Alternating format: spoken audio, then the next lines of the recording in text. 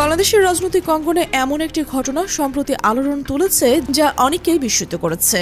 এই যেন শুধুমাত্র একটি জরিপের ফলাফল বাতিল হওয়ার ঘটনা নয়, বরং গণমাধ্যমের ক্ষমতা ও জনমতের অদম্য শক্তির এক নতুন সমীকরণ। প্রথম আলো দেশের অন্যতম প্রভাবশালী একটি সংবাদ মাধ্যম উদ্দেশ্য প্রণোদিতভাবে একটি ভুয়া জরিপ প্রকাশ করে জামাতকে প্রভাবিত করার চেষ্টা করছে।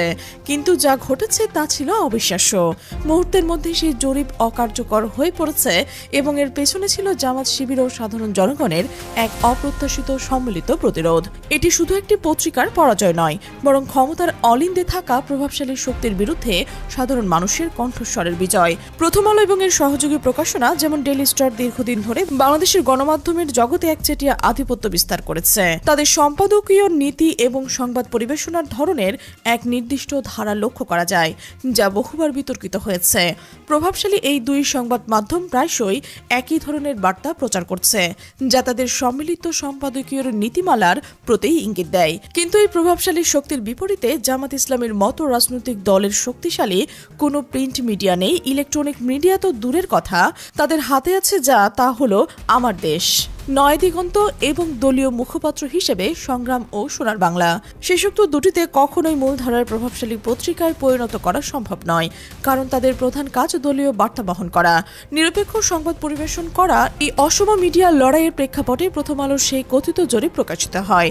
এমন একটি বাস্তবতায় যখন জামাত ইসলামের নিজস্ব কোনো শক্তিশালী কণ্ঠস্বর নেই, তখন প্রথম আলোর মতো একটি হেভিওয়েট পত্রিকা কিভাবে এমন একটি জরিপ প্রকাশ করার সাহস পেল? সেখানে জামাতকে একটা নির্দিষ্ট সাচে ফেলা হয়েছে।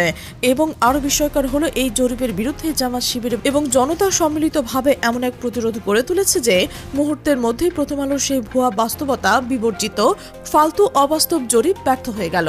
এই ঘটনাটি এক অলিখিত সত্যকে আবারও প্রমাণ করল, জনসমর্থন থাকলে কোনো পত্রিকা, কোনো আন্তর্জাতিক শক্তি, এমনকি কোনো প্রতিষ্ঠান, প্রোপাগান্ডাও আপনাকে কিছু করতে পারবে না। জনসমর্থন না থাকলে সারা বিশ্বের সকল শক্তিও আপনাকে টিকিয়ে রাখতে পারবে না। এর সবচেয়ে বড় উদাহরণ হিসেবে উল্লেখ করা যাচ্ছে শেখ হাসিনার পূর্ববর্তী ক্ষমতার সময়কাল।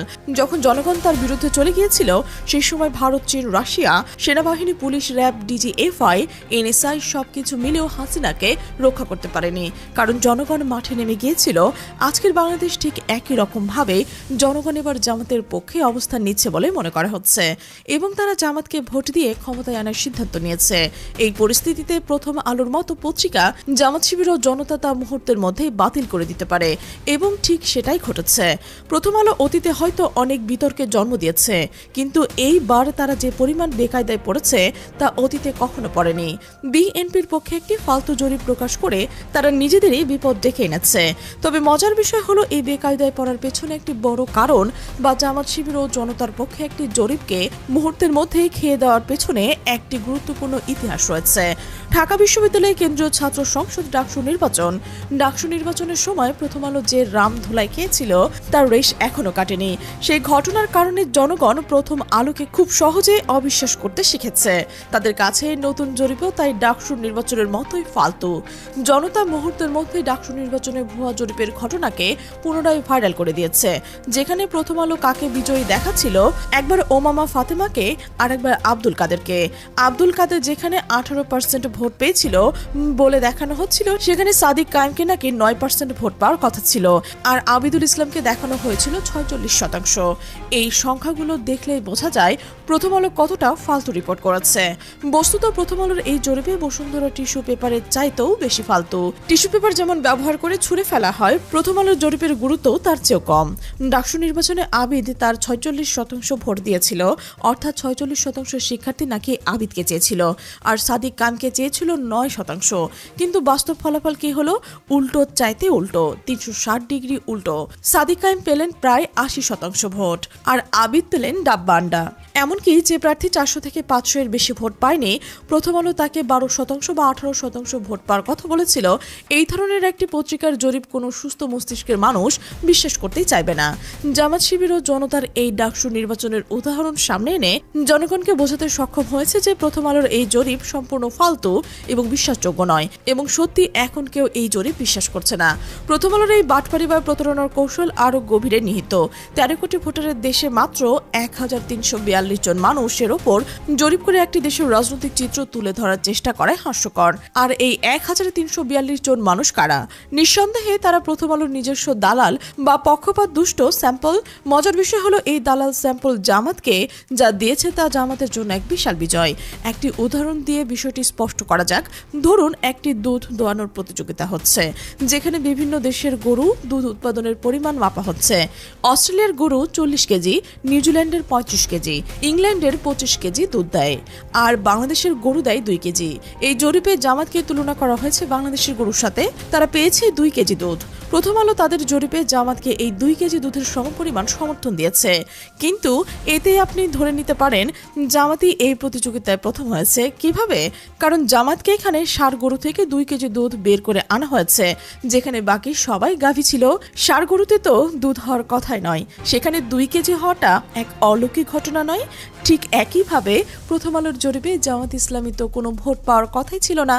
বিশেষ করে যদি জরিপের স্যাম্পল প্রথম আলোর অনুগত হয়, সেই পরিস্থিতিতেও জামাত যা পেয়েছে তা অভাবনীয়। এই যে ষাঁড় গরু থেকে দুধ বের করে আনার ব্যাপারের মতোই প্রথম আলোর জরিপে জামাত ভোট পেয়েছে, এবং তা আবার 26%।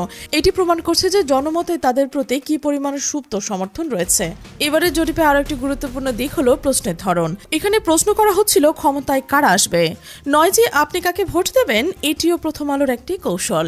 যদি সরাসরি আপনি কাকে ভোট দেবেন প্রশ্নটি করা হতো, তাহলে ফলাফল হতো সম্পূর্ণ ভিন্ন। তবে প্রথম আলোর এই বাটপারি ধরা পড়েছে। জনগণের বিরুদ্ধে তীব্র প্রতিবাদ জানিয়েছে। একটি হিসাব বলছে এই জরিপ প্রথম আলোর অন্য একটি সংস্থার মাধ্যমে করিয়েছে, কিন্তু সামগ্রিকভাবে এর দায়ভার প্রথম আলোর। ডাকসু নির্বাচনের ক্ষেত্রে ফলাফল ঘোষণার পরে প্রথম আলো ধরা পড়েছিল, কিন্তু এর জরিপ প্রকাশের মুহূর্তে তারা ধরা খেয়েছে। জরিপের ফলাফল আরও কিছু হাস্যকর অসঙ্গতি তুলে ধরা হচ্ছে। যেমন প্রায় 66% মানুষ বিএনপিকে ক্ষমতায় দেখতে চায়, কিন্তু তারেক রহমানকে প্রধানমন্ত্রী হিসেবে পছন্দ করে মাত্র 36.9%, এবং খালেদা জিয়াকে প্রধানমন্ত্রী হিসেবে দেখতে চায় 20.8%। এই দুইজনের মোট পছন্দ 56.7%।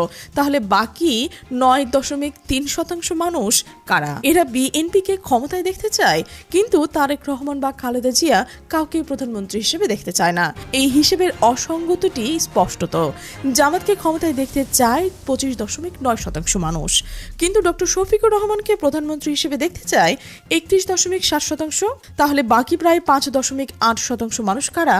যারা জামাতকে চায় না, কিন্তু ডক্টর শফিকুর রহমানকে প্রধানমন্ত্রী হিসেবে দেখতে চায়। এমন অদ্ভুত বিশ্বাস পাগলও করবে না। এর আগের দিন প্রথম আলো আরও একটি জরিপ প্রকাশ করেছিল, যেখানে বলা হচ্ছিল 70% মানুষ ডক্টর ইউনূসের প্রতি সন্তুষ্ট, কিন্তু ডক্টর ইউনূসকে প্রধানমন্ত্রী হিসেবে দেখতে চায় মাত্র 0.7% মানুষ। সন্তুষ্টি এবং প্রধানমন্ত্রীর পদে দেখার এই বিশাল ফারাক সম্পূর্ণ অযৌক্তিক। সবচেয়ে বড় বাটপারি সম্ভবত আওয়ামী লীগকে এই জরিপের অন্তর্ভুক্ত করা। আওয়ামী লীগ যদি নির্বাচনে নাই থাকে, তাহলে তাদের কেন প্রশ্নমালায় রাখা হলো? এটিও প্রথম আলোর উদ্দেশ্যমূলক কৌশলের অংশ। জামাত শিবির জনতা এবার প্রথম আলোকে হাতে নাতে ধরে দিয়েছে। আর এই আলোচনা থেকে আপনারা নিশ্চয়ই বুঝতে পারছেন কিভাবে প্রভাবশালী গণমাধ্যম প্রথম আলোর একটি ভুয়া জরিপ প্রকাশ করে নিজেদের ফাঁদে পড়েছে, এবং কিভাবে জনমত জামাত শিবির এর সম্মিলিত উদ্যোগে এই জরিপ মুহূর্তের মধ্যে অকার্যকর হয়ে গেল। এটি গণমাধ্যমের নৈতিক এবং জনমতের শক্তির এক যুগান্তকারী ঘটনা হিসেবে চিহ্নিত হবে। এটি প্রমাণ করে জনতা যখন সচেতন হয়, তখন কোনো চতুরতাই কাজ করে না। প্রিয় দর্শক, এই সার্বিক পরিস্থিতিতে আপনি কি মনে করছেন? অবশ্যই কমেন্ট বক্সে মতামত জানাবেন।